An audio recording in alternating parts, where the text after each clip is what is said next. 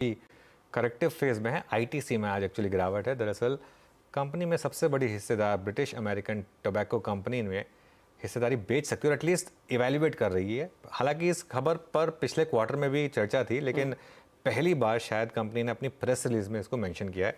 मंगलम के पास चलते हैं। मंगलम, गुड आफ्टरनून। बताइए क्या एग्जैक्टली कहा है और कैसे देखें इस न्यूज़ को। तो सबसे बड़ी बात तो यह है कि पहली बार आईटीसी के जो सबसे बड़े शेयर होल्डर्स हैं ब्रिटिश अमेरिकन टोबैको, उन्होंने एक प्रेस रिलीज में अपनी अर्निंग्स के साथ ये कहा कि वो एक्टिवली कई दिनों से काम कर रहे हैं अपने आईटीसी के स्टेक को लेकर, क्योंकि वो स्टेक 1900 से वो उसे होल्ड करते हैं। तो कई सारी रेगुलेटरी इश्यूज हैं जिस वजह से वो तुरंत उसे बेच नहीं सकते हैं। एनालिस्ट की तरफ से काफ़ी प्रेशर आया था कि वो अपना जो आईटीसी का स्टेक है उसे पेयर करें और पैसे उससे जमा करें, वैल्यू अनलॉक करें। ऐसा क्यों है? क्योंकि बैट के पास 29% आईटीसी का स्टेक है। वो आज की प्राइस के हिसाब से देखा जाए तो 1.5 लाख करोड़ होता है, विच इज़ रफली 15 बिलियन यूरोज। बैट का खुद का market cap close to 57 billion euros है। तो करीब उनके मार्केट कैप का 30% जो शेयर होल्डिंग है वो आईटीसी में है। और ये कोइंसाइड करता है दो चीज़ों के साथ। एक कि पिछले 2 सालों में आईटीसी का जो स्टॉक प्राइस है वो 80% बढ़ गया है, और इन्हीं 2 सालों में बैट का जो शेयर प्राइस है 30% नीचे हो गया। तो जो आईटीसी की शेयर होल्डिंग वैल्यू उनके पूरे मार्केट कैप से 20% हुआ करती थी 2 साल पहले, वो आज 30-32% पे पहुंच गई है। तो सब एनालिस्ट यही कह रहे हैं कि अगर आपकी सिगरेट बिजनेस सही नहीं कर रही है, आपका बैलेंस शीट उसको स्ट्रेंथन करना है आपको, तो ये आईटीसी का स्टेक बेचिए। ये पिछले 2-3 क्वार्टर से एनालिस्ट उन्होंने बोला, और इस बार बैट ने एक्सप्लिसिटली अपने प्रेस रिलीज में ये मेंशन कर दिया कि हम काफ़ी सारी चीज़ें इवैल्यूएट कर रहे हैं, उसमें ये भी है, और बिकॉज इसमें रेगुलेटरी कंसर्न है हम उस पर भी काम कर रहे हैं, और जल्द से जल्द स्ट्रीट को ये बताएंगे कि हम आईटीसी के स्टेक कैसे बेच सकें। ये बैट की तरफ से हो गया।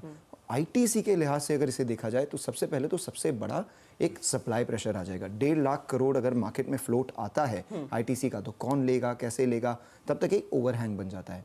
और दूसरी बात ये कि कई सारे पब्लिक सेक्टर एंटरप्राइजेस भी आईटीसी में स्टेक होल्ड करते हैं।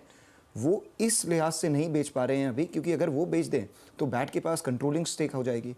अगर बैट ने अपनी हिस्सेदारी बेचनी चालू कर दी तो हो सकता है पब्लिक सेक्टर यूनिट्स भी अपनी हिस्सेदारी आईटीसी में बेचना चालू करें, ताकि वो भी वैल्यू अनलॉक कर सकें। तो इस लिहाज से आईटीसी में काफ़ी दिनों तक इस न्यूज़ की वजह से सप्लाई प्रेशर बनने की आशंका है। डर है कि शायद बैट बेचेगा तो बाकी लोग भी फॉलो करेंगे। 4% नीचे। लेकिन आईटीसी की बात है तो I can not think of that reel जो आपने की थी आपके पॉडकास्ट में। वो नेहा के साथ जो हुआ था कि आईटीसी और एचयूएल। नहीं, वो रील एक्चुअली हर्षदा, वो फ्रैंकली बोल रहा हूँ मैं, वो उस दिन नेहा का आइडिया था वैसे वो। और हाँ, मतलब मुझे अच्छा लगा वो आइडिया। तो वैसे नॉर्मली मैं ये सब चीज़ें करता नहीं हूँ, लेकिन उन्होंने कहा कि नहीं अच्छा होगा वो आइडिया, तो वो एग्जीक्यूट कर दिया। खैर हमने उस पर काफ़ी व्यूज़ भी आए एक्चुअली, 1 मिलियन प्लस व्यूज़ उस पर आए थे। और एक चीज़ है वैसे आईटीसी में, यही आईटीसी अगर पिछले साल वाला होता ना तो आज ये स्टॉक गिरता नहीं, ये एब्जॉर्ब हो जाती न्यूज़। लेकिन वो जो आईटीसी ने इतना गंदा डीमर्जर करा था, उसके बाद वो आईटीसी की रैली उसी दिन पंक्चर हो गई थी। आप अगर देख लें, उससे पहले जो आईटीसी की रैली चल रही थी, एक्चुअली वो जो रील मैंने बनाई थी ना, वो 6 महीने पहले ज़्यादा सूट ज़्यादा रेलेवेंट थी 6 महीने पहले। लेकिन खैर फिर भी बना दी हमने। बट वो क्योंकि वो डीमर्जर उन्होंने इतना ख़राब किया था, तो मार्केट ने कहा इससे तो ना करते आप डीमर्जर कर, यही करना था कि इतने साल वेट करा के डीमर्जर के, वो भी इतना गंदा डीमर्जर कर दिया। उसके बाद से स्टॉक चला ही नहीं है, आप देख लें। और आज प्लस ये वाली खबर आ गई तो इसके लिए स्टॉक और वैल्यूएशन के लिहाज से भी देखा जाए ना, तो अगर पिछले 3 साल में देखें तो आईटीसी जब चलना चालू हुआ था तब वो 12-13 टाइम 1 ईयर फॉरवर्ड पे चलता था। जी हाँ। और उस वक्त हिंदुस्तान यूनिलीवर रिकॉर्ड हाई पे था। 3 साल हो गए, हिंदुस्तान यूनिलीवर ने कुछ नहीं किया, आईटीसी नियरली डबल हो गया। तो वैल्यूएशन गैप जो दोनों में है वो भी काफ़ी नैरो हो गई है।